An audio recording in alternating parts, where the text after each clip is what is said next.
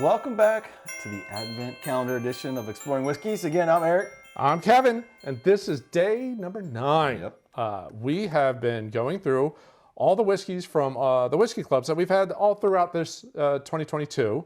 My wife was nice enough to randomly number all of those different samples. So we have the list, and we're trying to see if we can either, have refined enough palates or just have good enough memories to remember all the different whiskeys. We're just good guessers. Totally. That totally could be the part. So we have whiskeys from all types of whiskeys. There's rye, bourbon, scotches, Asian whiskeys. You name the gamut. We've had it this year. Some that were really good, and some not as much. Not as much. Some that even got dumped out. This bottle was not filled up all that much. It's not my fault. I know. Well, I think I know. All right. Not much on the nose. We're pretty light here. Yeah.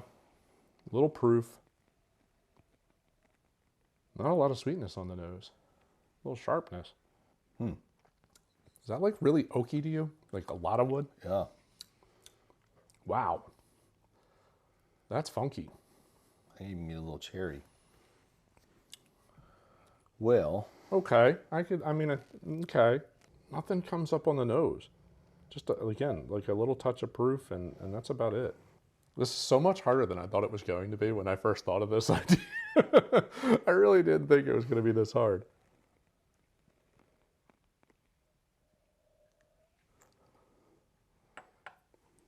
But now it makes sense, like the bourbon junkies, when they do poor guesses, totally blind, have no idea what they're drinking, and they're nowhere close to what it actually is. Not horrible, though. Like, the young, like the sharper note on the nose really doesn't come through into the palate. It's just more, a lot of wood notes, a little bit of a cherry note, things like it's.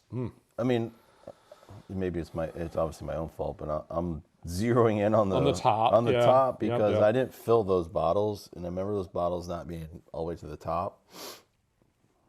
But what I have left to choose from.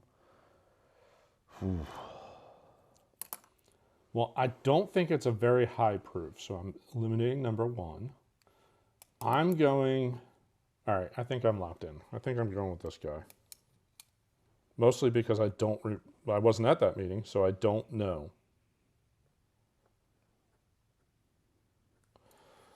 All right. I am sticking to the top, but I don't know the primary difference between all of them because I didn't try them. All right. All right. Locked in. I'm locked in.